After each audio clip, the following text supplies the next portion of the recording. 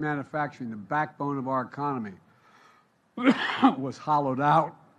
We let semiconductor manufacturing go overseas, and as a result, today, we barely produce 10% of the semiconductors, excuse me, despite being the leader in chips design as well as research. And as we saw during the pandemic, when factories that make these chips shut down, the global economy comes to a screeching halt, driving up costs for families and everyone, not just here, but around the world.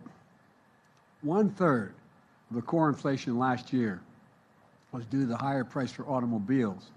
And a shortage of manufacturing, the backbone of our economy, was hollowed out. We let semiconductor manufacturing go overseas, and as a result, today, we barely produce 10% of the semiconductors, excuse me, despite being the leader in chips design as well as research. And as we saw during the pandemic,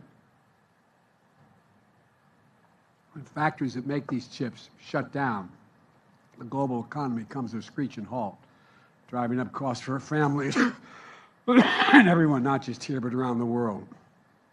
1/3 of the core inflation last year was due to the higher price for automobiles, and a shortage of